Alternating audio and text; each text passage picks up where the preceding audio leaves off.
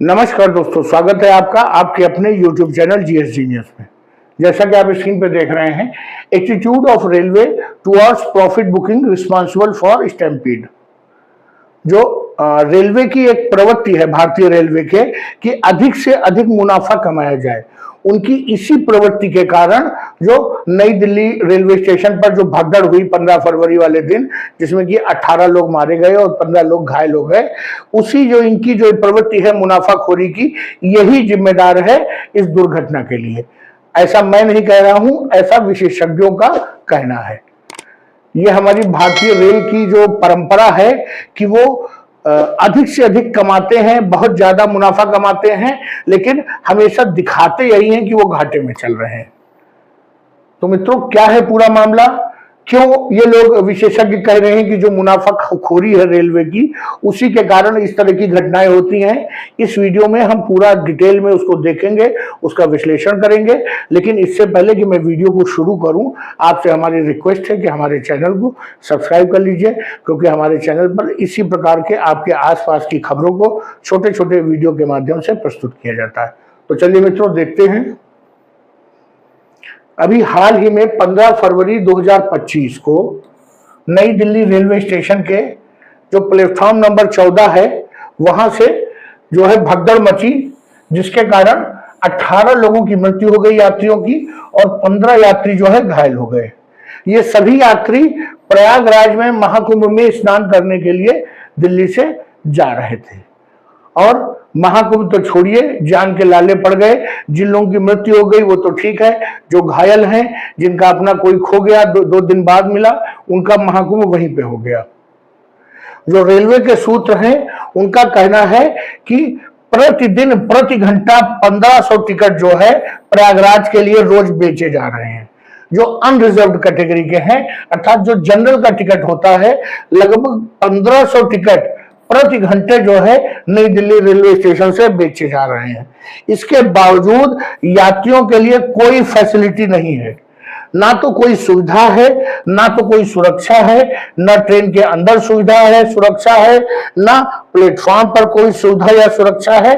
बस पूरा ध्यान टिकट बेचने पर है। ये हालात हैं नई दिल्ली रेलवे स्टेशन के और भारतीय रेल के।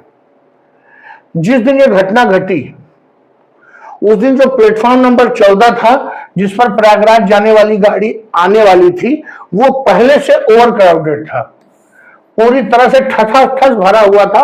आदमी आदमी से चिपक के खड़ा हुआ था और अपनी ट्रेन का इंतजार कर रहा था। इसके बावजूद रेलवे काउंटर्स पर प्रयागराज के टिकट बेचे जा रहे थे। वो ये नहीं सोच रहे थे कि जब प्लेटफॉर्म पे खड़े होने की जगह ही नहीं है, तो ट्रेन में कहां से जगह बनेगी, और इतने लोग जो टिकट ले रहे हैं वो कैसे जाएंगे, ये रेलवे ने नहीं सोचा। इसकी ओर कोई ध्यान नहीं दिया। जबकि ट्रेन में बैठने की और जो अनरिजर्व्ड कोच है, उसमें कितने लोग एकोमोडेट हो सकते हैं, इसकी एक सीमा है। अगर आपने ट्रेन से यात्रा की होगी और रिजर्व बोगी में गए होंगे, तो उसमें लिखा होता है कि 72 सीटें। अगर आपने जनरल बोगी में यात्रा की होगी तो उसमें भी कुछ इसी प्रकार की संख्या होती है, 108 या कुछ ऐसे लिखा होता है कि इतने लोग इसमें यात्रा कर सकते हैं। लेकिन मान लीजिए एक ट्रेन है जिसमें कि टोटल 12 डिब्बे हैं, जिसमें 8 रिजर्व्ड हैं, एसी, नॉन एसी, इस प्रकार के स्लीपर, और 4 जनरल डिब्बे लगे हुए हैं। अगर आप 108 के हिसाब से सोचिए तो केवल 420-430 लोगों के बैठने की जगह बनती है। लेकिन रेलवे उन 4 जो बोगियां हैं, उनके लिए कम से कम 5000 टिकट बेचता है कि उन 400-500 लोगों की बैठने की जो जगह है, उसमें 5000 लोग भूसे की तरह भर करके जाते हैं। और ये आज से नहीं हो रहा है, जब से मैंने होश संभाला है, मैंने यही देखा है कि जो रेलवे के कोचेस की क्षमता है, उससे कई गुना ज्यादा जो है टिकट बेचे जाते हैं। जो रेलवे के टिकट काउंटर है, वहां से जो पूरा डाटा मिला है, उसमें बताया गया है कि शाम को 6 बजे से 8 बजे के बीच में करीब 2600 टिकट जो है वो प्रयागराज के लिए बेचे गए थे शनिवार वाले दिन। और ये जो 6 से 8 बजे के बीच जिन लोगों ने टिकट खरीदे थे, उनको 9:15 बजे उनकी ट्रेन जो है आनी थी। तो 6 बजे से 8 बजे तक जिन्होंने भी टिकट खरीदा वो टिकट खरीदने के बाद प्लेटफॉर्म पर बैठकर इंतजार कर रहे थे और लगातार उधर दूसरी तरफ टिकट पे टिकट बिके जा रहे थे। वो सभी लोग प्लेटफॉर्म नंबर 14 पे अपनी ट्रेन आने का इंतजार कर रहे थे। इसी बीच एक अनाउंसमेंट होता है और उस अनाउंसमेंट के कारण जो प्लेटफॉर्म नंबर 14 पे बैठे जो इंतजार कर रहे थे यात्री, उनको लगा कि अब ये प्लेटफॉर्म चेंज हो गया है और अब उनकी ट्रेन प्लेटफॉर्म नंबर 16 पर आएगी और उनको लगा कि कहीं उनकी ट्रेन छूट न जाए और वो इतनी देर से 2 घंटे 2.5 घंटे से इंतजार कर रहे हैं उनकी ट्रेन छूट न जाए, इसलिए वो बड़ी ही तेजी के साथ जो है जो फुट ब्रिज बना हुआ है ऊपर जाकर पैदल यात्रियों के लिए प्लेटफॉर्म से इस प्लेटफॉर्म से उस प्लेटफॉर्म जाने के लिए उस पर बहुत तेजी से भागे। जो ये प्लेटफॉर्म नंबर 14 था इसके साथ बगल में ही प्लेटफॉर्म नंबर 13 था, उस पर जो ट्रेन आनी थी वो कई घंटे लेट थी, 8-10 घंटा लेट थी। तो उस ट्रेन के यात्री भी उसी प्लेटफॉर्म पर इंतजार कर रहे थे। उनमें बहुत से लोग जो ओवरब्रिज की सीढ़ियां थी उन पर बैठ करके इंतजार कर रहे थे और जब एकदम से लोग भागे तो जो बैठे हुए लोग थे वो उसी में जो है दबने लगे और उसी में धक्का मुक्की और भगदड़ शुरू हो गई। तो प्लेटफॉर्म नंबर 13 और 14 के लिए एक कॉमन ओवरब्रिज था जिसमें प्लेटफॉर्म नंबर 13 पे आने वाली ट्रेन के लोग इंतजार कर रहे थे और जो 14 वाले लोग थे वो ऊपर चढ़ करके जा रहे थे कि हम जो है जल्दी से 16 नंबर प्लेटफॉर्म पर पहुंच जाए। ये वहां के लोगों ने, मीडिया ने बताया, जो प्रत्यक्षदर्शी थे, जो भगदड़ में जिनको नुकसान हुआ उन लोगों ने बताया। रेलवे इस प्रकार के किसी भी अनाउंसमेंट से मना कर रहा है कि हमने कोई भी ऐसा कंफ्यूजिंग अनाउंसमेंट नहीं किया। आप समझ सकते हैं कि रेलवे कभी इस बात को स्वीकार नहीं करेगा कि उन्होंने कुछ इस प्रकार का अनाउंसमेंट किया जिससे एक बड़ी मॉब को कंफ्यूजन हुआ। आप समझ सकते हैं अगर 1-2 लोगों को कंफ्यूजन होता तो बात यह थी कि उन्होंने गलत सुना होगा, वो बहरे होंगे या समझने में फेर हो गई होगी, लेकिन जब एक मॉब जो है को कंफ्यूजन होता है इसका मतलब या तो अपनी बात को कहने में या तो मैसेज देने में कोई ना कोई त्रुटि रेलवे की ओर से जरूर हुई। अब क्वेश्चन उठता है कि जो रेलवे है वो इतने ज्यादा मल्टीपल टाइम्स टिकट बेचता क्यों है? जब बैठने वालों की एक निर्धारित क्षमता है तो ये इतने सारे टिकट क्यों बेचता है? जो अनरिजर्व्ड कोचेस हैं उनमें भी सीटिंग की क्षमता है।